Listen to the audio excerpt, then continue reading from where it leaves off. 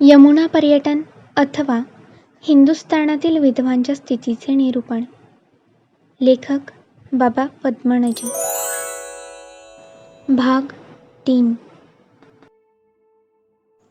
भरतखंडातील धर्मप्रवर्तक जे ब्राह्मण त्यास असे वाटते की संस्कृत भाषेविरहित अन्य भाषा विस्तीर्ण वनासारखे आहोत. त्यात पुष्पाचा स्वादिष्ट मकरंद सापडत नाही. म्हणून प्राचीनांनी त्या वनाच्या अरण्याच्या एका प्रदेशी माळ्यासारखे श्रम करून त्यात संस्कृत वाणीरूप जी बाग लावली, ती घ्राणेंद्रियास आनंद देणारी जी फुले येतात, त्यांमध्ये जमलेल्या मधीची ते भ्रमरासारखी रुची घेतात. यास्तव ज्या भाषेची त्यास इतकी गोडी आहे, तिच्याच योगाने त्यास प्राकृत विषय जाणण्याची इच्छा उत्पन्न करिता येते. आणि एकदा ही इच्छा उत्पन्न झाली म्हणजे त्या विषयाचा मनपूर्वक विचार करण्यास आवश्यक अशी सत्सद विवेकादी मानसशक्ती व कारुण्यादी मनोभावना याही करून युक्त जी बुद्धी तिची ते योजना करतील, अशी माझी अपेक्षा आहे. आणि अशा विचाराने मी हा निबंध पंडितजन प्रिय गिरवाण भाषेत रचिला आहे. या भाषेत लिहिण्याचा माझा हा प्रथमच प्रयत्न होय. म्हणून यात अज्ञानामुळे किंवा दुर्लक्षामुळे जे दोष पडले असतील त्यांची विद्वानांनी क्षमा करावी. आणि विषादप्यमृतम ग्राह्य, विष टाकून अमृत घेणे, या न्याय करून माझी वाणी जरी सुंदर नाही तरी तिचे तात्पर्य घ्यावे अशी माझी त्यास प्रार्थना आहे. या देशातील लोकांच्या प्राचीन वृत्तांतातील काव्यालंकार रूप ग्रंथ सोडून यथार्थ वर्णनाने रचिलेले जे इतिहास संबंधी ग्रंथ ते पाहू गेले असता मिळत नाहीत. त्यामुळे ऐतद्देशीय प्राचीन लोकांचे नानाविध प्रपंच व्यवहार तसेच कुलाचार, धर्मशास्त्राचे नियम हे कसकसे होते याविषयी आता समजत नाही. तथापि याविषयी उपेक्षा न करिता विचार केला पाहिजे. सांप्रतकाली श्रुती, स्मृत्यादी धर्मशास्त्रे व मत्स्यादी पुराणे आहेत. त्यांवरून जितका प्रकाश मिळेल तितका त्या अज्ञान विषयांचा शोध करावा. पूर्वीच्या विधवा स्त्रियास पुनर्विवाह करण्याची मोकळीक होती किंवा नव्हती, आणि जर नव्हती तर त्या अवस्थेत त्या कोणाच्या आचाराने राहत होत्या व त्यांच्या वर्तनाचे नियम कोणते होते याविषयीचे ज्ञान प्रस्तुतच्या विषयास फार उपयोगी आहे. म्हणून त्यांचा विशेषे करून विचार करावा. परंतु हा शोध करण्यापूर्वीच मनात शोक उत्पन्न होतो. कारण जे कोणी ऐतद्देशीय लोकांच्या प्राचीन ग्रंथाचे अवलोकन करून त्यातील मतभेद व परस्पर विरोध पाहतात तेव्हा त्यांचे मन व्यग्र होते. पहा की भूतकाळापासून जे अनेक शास्त्रकार झाले त्यांनी प्रसंगानुसार एकाच विषयावर विपरीत मते प्रकट केली आहेत. इतकेच केवळ नाहीत, परंतु एकाच ग्रंथकाराने एकाच विषयावर भिन्न भिन्न मते व अभिप्राय दर्शविले आहेत. आता कोणी म्हणतील की या विपरीत मतांचे ऐक्य त्या त्या ग्रंथाच्या टीकाकारांनी केले आहे. हे पाहावे म्हणजे समजेल. परंतु ते पाहिले असताही त्या टीकाकारातून कोणीतरी या मतभेदाची एकवाक्यता करण्यात विजयी झाला आहे असे दिसत नाही. त्या टीकाकारांनी त्या ग्रंथातील वाक्यांचा शब्दार्थ करण्याविषयी जितके श्रम केले आहेत तितके त्यांची एकवाक्यता करण्याविषयी केले नाहीत. यावरून त्यांचा उद्योग चर्वित चर्वणाप्रमाणे झाला असे वाटते. आता हा आम्ही त्यावर दोष देतो असे नाही, कारण ज्या उद्देशाने त्यांनी आपापल्या आचार्याने ग्रंथटीकाद्वारे प्रदर्शित करण्याचे प्रयत्न केले तो त्यांचा उद्देश सिद्धीस गेला. आणि तसे त्यांनी केले नसते तर आता त्या मूळ ग्रंथाची परिभाषा न समजून त्यांचे यथार्थ ज्ञान आपणास होते ना. यास्तव त्यांचा हा उद्योग स्तुत्यच होय. आणखी दुसरे हे की या टीकाकारांमधून कुल्लुक भट्ट, विज्ञानेश्वर, भट्टारक इत्यादिकांनी यथा सामर्थ्य मन्वादिकांची जी परस्पर विरुद्ध वाक्ये त्यांचा स्थळ परत्वे एकवाक्यता करण्याचा प्रयत्नही केला. परंतु बहुत कालापासून जी गुंतत आलेली जाळी ती सोडविण्यात त्यांचा प्रयत्न सफळ झाला नाही. उलटे असे झाले की मोठ्या कोळ्याच्या विस्तीर्ण जाळ्यात सापडून लहान कोळी जसे व्याकुळ होतात तशी त्यांची दशा झाली आणि जसजसे ते आपली सुटका करण्याविषयी यत्न करू लागले तसतशी त्यात अधिक गुंतागुंत झाली. याविषयी एक उदाहरण सांगतो. मनुसंहितेच्या 3ऱ्या अध्यायी श्राद्ध प्रकरणी मनूने भोजनादी सत्कारास अयोग्य असे ब्राह्मण सांगितले आहे. ते असे की ज्या ब्राह्मणांनी चोरी केली आहे अथवा जे नपुंसक किंवा नास्तिक किंवा वेदपठन न करणारे, जे मृगया करीतात, जे दुसऱ्यासाठी बहुत यज्ञ करीतात, त्यास श्राद्धास बोलवू नये. त्याचप्रमाणे जो ब्राह्मण वैद्य आहे किंवा विक्रयासाठी मूर्ती करीतो अथवा मांस विक्रय करीतो किंवा जो सगळ्या गावाचा अथवा राजाचा सेवक ज्यास नखुरडे झाले आहे, ज्याचे दात काळे पिवळे आहेत, जो व्याजी पैसे देतो, जो गुराखी, जो ब्रह्मनिंदक, जो बहुत नातलगांच्या उपजीविकेवर राहणारा, त्या श्राद्धाच्या ठायी भोजनास आमंत्रित करू नये. तसेच नृत्य करणारा, ज्याची बायको शूद्र जातीची आहे, ज्याच्या आईने 2दा लग्न केले आहे, ज्यास एक डोळा आहे, ज्याच्या घरी व्यभिचारी राहतो, जो वेद विक्रय करतो, जो शूद्रास उपदेश करीतो किंवा जो शूद्रापासून उपदेश घेतो, ज्याचे भाषण मधुर नाही, जो कुंड अथवा गोलक आहे, जो कारण्या वाचून आई बाप गुरु यांचा त्याग करीतो, जो घरास अग्नी लावतो, जो विषमयोग करीतो, जो समुद्र पर्यटन करीतो, जो तेल्याचे काम करीतो, जो पित्याशी वैर करीतो, जो मद्यपी, जो दांभिक, जो रसविक्रयी, तो श्राद्ध कर्माच्या ठायी नसावा.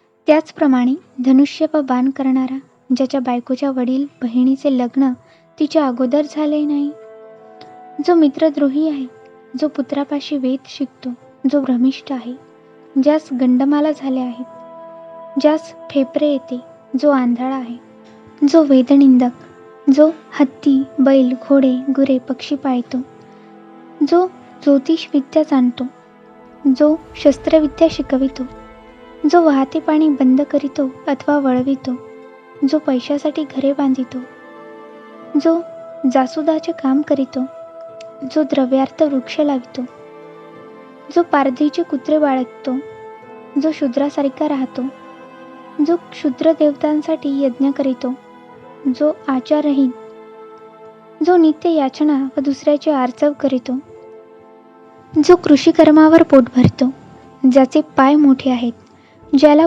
गुणी लोक जवळ घेत नाहीत, त्या श्राद्धाचे आमंत्रण देऊ नये. आता ह्या दोषांचा विचार करून पाहिले असता श्राद्ध भोजनास थोडेच जरी ब्राह्मण बोलाविले तरी जसे असावे तसे सापडणे कठीण. आतिथ्य सत्कार ग्रहण व याचनावृत्ती न करणारे असे ब्राह्मण कुठे मिळतील.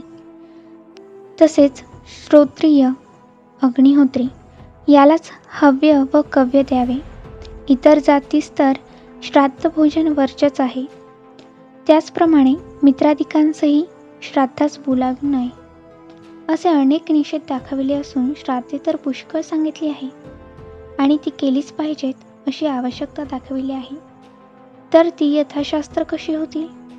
कोणी म्हणतील की म्हणून श्राद्ध कर्मात निंदित ब्राह्मणांचा निषेध अशासाठी केला आहे की त्यांनी त्यावरून आपले दुर्गुण सोडावे आणि श्राद्ध कर्मास योग्य असे वर्तन ठेवावे. तर यावर अशी शंका आहे की म्हणून जे निषिद्ध गुण सांगितले आहेत व त्यातून कित्येक शारीर दोष आहेत ते कसे टाकता येतील. जो आंधळा बहिरा दुर्बल काणा असा आहे त्यास आपले दोष कसे सोडवता येतील.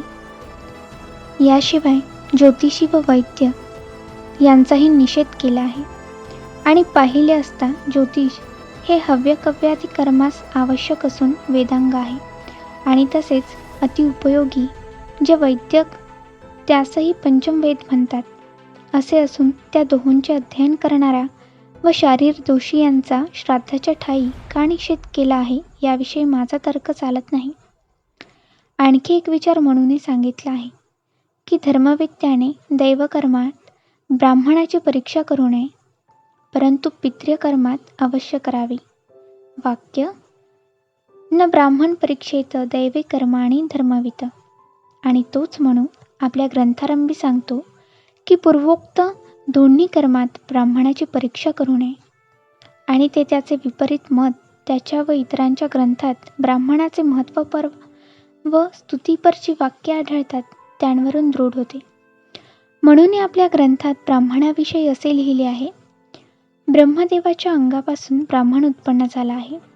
तो संपूर्ण सृष्टीमध्ये धर्मे करून प्रभू आहे. ब्राह्मणास ब्रह्मदेवाने तपाच्या बलाने आपल्या मुखापासून उत्पन्न केला. या सृष्टीचे रक्षण त्याकडून होते. त्याच्या मुखाने सर्व देव हव्य खातात आणि पितर कव्य खातात. ब्राह्मणाहून श्रेष्ठ कोण आहे? आणखी त्याने लिहिले आहे की ब्राह्मणाची उत्पत्ती जी आहे ती निश्चय करून धर्माची शाश्वत मूर्ती आहे. ब्राह्मण जन्माला असताही पृथ्वीच्या ठायी श्रेष्ठ जन्म पावतो. सजीव निर्जीव पदार्थ मात्राचा ईश्वर असा तो जन्माला आहे आणि धर्मनिधी रक्षण करावयाकरिता तो जन्माला आहे. या पृथ्वीच्या ठायी जे काही एक आहे ते सर्व ब्राह्मणाचे आहे. ब्राह्मण श्रेष्ठ वडील असा आहे याकरिता हे सर्व भोगावयास तो निश्चय करून योग्य असा आहे. ब्राह्मण जे काही खातो अथवा पांघरतो ते सर्व त्याचेच आहे. ब्राह्मणाच्या दयेने मात्र दुसरे लोक या पृथ्वीचा उपभोग करीतात. भागवतात ब्राह्मणाविषयी असे वाक्य आहे, सर्व प्राणीमात्रामध्ये ब्राह्मण परमश्रेष्ठ आहे. पद्मपुराणात असे लिहिले आहे, सर्व ब्राह्मण श्रेष्ठ आणि सर्वदा पूज्य आहे. ते विद्वान असोत अविद्वान असोत त्यांविषयी विचार करण्याची गरज नाही. जे ब्राह्मण किंवा ब्राह्मण श्रेष्ठ चोरी आदी करून दुष्कर्म आचरणारे असतील त्यांचा ब्राह्मणांनी मात्र द्वेष करावा. इतर वर्णांनी त्यास कधीही हलके मानू नये. हे पुढील वचन महाभारतातले आहे. ब्राह्मण विद्वान असोत अविद्वान असोत, सुशील असोत दुःशील असोत त्यांचा अपमान कधी करू नये. भस्मामध्ये अग्नी आच्छादन करून ठेविला तरी त्याचे तेज जाते की काय? स्मशानाच्या ठाईही तेजस्वी अग्निदोष पावत नाही. तसा ब्राह्मण विद्वान अविद्वान असला तरी तो मोठे दैवतच मानले पाहिजे. या प्रकारच्या वाक्यांवरून असे सिद्ध होते की ब्राह्मण कसेही असोत ते सर्वदा पूज्यच होत आणि असे मनुला व इतरासही मान्य असता त्याने श्राद्धाच्या वेळी क्षीर आदी करून मिष्टान्ने व मांसादी रुचिकर पदार्थ याही करून भरलेली पाने जी पाहताच ब्राह्मण लाळ घोटीत असतात ती त्याचवर दोष ठेवून त्यांच्या पुढून का बरे ओढून काढली? आता दुसऱ्या ग्रंथावरून पाहता श्राद्ध कर्माच्या ठायी ब्राह्मणाची परीक्षा मुळीच करू नये असे स्पष्ट लिहिले आहे. आणि एक शंका अशी आहे की देवकार्यापेक्षा पितरांचे कार्य श्रेष्ठ आहे. तेव्हा लग्नाच्या वेळी जे नांदी श्राद्ध करीतात त्यास श्राद्धवर्ज अशा गुणाचे सुहृदेत संबंधी यास आमंत्रण करावे किंवा न करावे. व्यवहाररीतीने पाहिले असता लग्न समारंभास इष्टमित्रास बोलाविलेच पाहिजे आणि शास्त्रदृष्टीने पाहिले असता लग्नाच्या वेळचेही श्राद्ध त्या समारंभापेक्षा वरिष्ठ आहे. लग्न केवळ त्याचे उपांग होते म्हणून श्राद्धविधी भंग न होई अशा प्रकारे चालले पाहिजे. तर यातून कोणते करावे? अशा अनेक शंकाचे कुल्लूक भटाने समाधान केले नाही. असे असूनही काशीनाथ नामक दुसऱ्या एका ग्रंथकारास मनुकृत दूषणमाला लहान वाटून ती त्याने आणखी काही दोष गुंफून ती लांब वाढवली आहे. तो म्हणतो की ज्या ब्राह्मणाचे नेत्र आरक्त आहेत, ज्याची स्त्री रजस्वला अथवा गरोदर आहे, जो ठेंगणा आहे त्या श्राद्धाच्या ठायी बोलावू नये. आता यावरून आमच्या सुज्ञ वाचणाऱ्यांनी समजावे की मी वर जे मज्जाल सांगितले ते हेच की गुंतागुंत सोडविण्याचा टीकाकारांचा प्रयत्न तो हाच व हीच त्याची समाधानाची जागा. तेव्हा स्मृतीने सांगितलेले जे श्राद्धविधीचे भारूड त्याप्रमाणे मोठ्या वैदिकांच्यानेही यथाशास्त्र चालणे अशक्य. मग इतरांची काय कथा? असो, आता श्राद्ध विचार सोडून विधवा स्त्रियास त्यांच्या पतीच्या मरणामुळे जे दुःख होते त्याचा विचार करू. वर सांगितलेला जो सामान्य श्राद्ध विषय त्यात जर इतका मतभेद व गोंधळ आहे तर त्याहून मोठा व गंभीरपणाने विचार करण्यास योग्य जो विधवांच्या पुनर्विवाहाचा विषय, त्यात मतभेद असेलच यात संशय नाही. परंतु या गोष्टीचा निर्णय करण्यात करुणाकर परमेश्वराने आपणास जी सत्सत विवेक बुद्धी दिली आहे तिला अनुसरून चालावे. प्राचीन ऋषींच्या मताचा कल कोणत्या पक्षास आहे आणि सांप्रतची जनरूढी कशी आहे हे पाहून त्यालाच अनुसरावे असा निश्चय करू नये. कारण ऋषींची मते कोणत्या पक्षास सबळ आहेत हे त्यांच्या विरोधावरून समजणे कठीण आहे. तथापि धर्मशास्त्रकर्त्याचे मत या विषयावर काय होते याचा शोध अवश्य केला पाहिजे. ज्यावेळी उत्तर देशी सरस्वती नदीच्या काठी वेद मार्गानुयायी भरतखंडस्थ लोकांचे पूर्वज राहत होते, त्यावेळी त्यांच्या बायका विधवा झाल्या असता पुन्हा लग्न करीत होत्या किंवा नाही याविषयी निश्चय करणे आता अशक्य आहे. तरी जे कोणी उद्योगी पंडित आहेत ते शोध करून चारी वेद पाहतील तर त्यात कुठेतरी याविषयी त्यास समजेल. मला तर यापूर्वीच्या व्यवहाराविषयी असे वाटते की पुनर्विवाहाचा निषेध स्मृतीने केला आहे आणि कित्येक विधी वेद विहित असताही स्मृतीने त्यांचा निषेध केला आहे. यावरून त्यावेळी आताच्या प्रमाणे जातीभेद व स्मृतिप्रवर्तकांनी लावून दिलेले जे आचार व्यवहार ते नव्हते, म्हणून विधवांच्या पुनर्विवाहाविषयी दृढ प्रतिबंधही नसावा. आणि असे की प्राचीन स्मृतिकारांनी पुत्रोत्पत्तीसाठी नियोग धर्म लावून दिला होता, त्यावरून प्राचीन कालच्या विधवास पुत्रोत्पत्ती प्रवर्तक शिष्टाचार होता असे वाटते.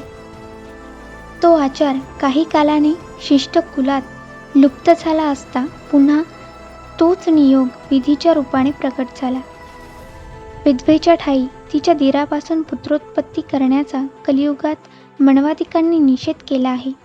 यावरून तर सिद्ध होते की पूर्वी तो आचार होता, कारण विधी वाचून निषेध नाही आणि तो आचार करीताना कोणत्या तरी प्रकारचा विवाहविधी केल्या वाचून तो संभवत नाही. आता या विवाहाचे मंत्र कोणते होते याविषयी जरी आपणास माहिती नाही तरी असे वाटते की पुनर्विवाहाचे मंत्र प्रथम विवाहाच्या मंत्राशिवाय दुसरे नव्हते आणि कदाचित होते असे जरी मानिले तरी ज्यावेळी पुनर्विवाहाचा लोप झाला त्यावेळी त्याच्याबरोबर त्यांचाही लोप झाला असेल. अथवा असे जर न मानिले तरी बौधायनाच्या मताप्रमाणे असे दिसून येते की पुनर्विवाह विधी मंत्रा वाचून करीत होते. असो, आता ऋषींच्या आचारांवर कल्पना काढणे पुरे. तर प्रस्तुत या देशात पुनर्विवाह करण्याविषयी जो प्रतिबंध आहे तो धर्मशास्त्रानेच सांगितला आहे असे जे मानतात त्याचा विचार करावा. या विचारास धर्मशास्त्रे पुराणे इत्यादिकांमध्ये पुष्कळ साधक बाधक मते सापडतात, त्यांची येथे व्यवस्था करीतो. पुनर्विवाह निषेध मते ती अशी आहेत. पतिव्रता स्त्रीला जर स्वर्गी पतिलोकी जाण्याची इच्छा असली तर तिने आपला पती जिवंत असला किंवा मृत झाला असला तरी त्यास जे अप्रिय ते कधी करू नये. तिने फळे व मुळे खाऊन आपले शरीर क्षीण करावे आणि पतीच्या मरणानंतर परपुरुषाचे नाव देखील घेऊ नये. तिने मरणपर्यंत दुसऱ्याच्या अपराधाची क्षमा करीत असावे. ब्रह्मचर्य व्रत धरावे, विषयसुख त्यागावे आणि पतीची निष्ठा करणाऱ्या स्त्रियांप्रमाणे नियम आचरावे. अशा प्रकारची साध्वी स्त्री जरी संतानहीन असली तरी तिने जर पतीच्या मागून ब्रह्मचर्य व्रत धारण केले असले तर ती स्वर्गास जाते. ज्या संतान नसताही ज्यांनी तरुणपणापासून विषय सुख सोडून दिले असे सहस्त्रावधी ब्राह्मण स्वर्गास गेले आहेत. स्त्रीला तिच्या भ्रताराव्यतिरिक्त अन्य पुरुषापासून उत्पन्न झालेले संतान तिचे नाही. सद्गुणी स्त्रीस दुसरा पती असावा असे या ग्रंथात कोठेही सांगितले नाही. याज्ञवल्कीने म्हटले आहे की साध्वी स्त्री सती गेली असता ती स्वर्गास जाती असे स्मृतीत प्रगट केले आहे. शंख आणि अंगिरस यांचे मत असे आहे की जी स्त्री सहगमन करीते ती मनुष्याच्या अंगावर जितके केश आहेत तितकी वर्षे म्हणजे 3.5 कोटी वर्षे स्वर्गी राहते आणि जसा गारुडी सर्पास त्याच्या बिळातून काढतो त्याप्रमाणे ती आपल्या पतीस नरकातून काढिती आणि त्याचबरोबर चंद्र सूर्य आहेत तोपर्यंत क्रीडा करीती. जी स्त्री सती जाती तिचा भर्ता ब्रह्मघातकी असो, कृतज्ञ अथवा मित्रज्ञ असो, तरी ती त्यास पापापासून मुक्त करीती.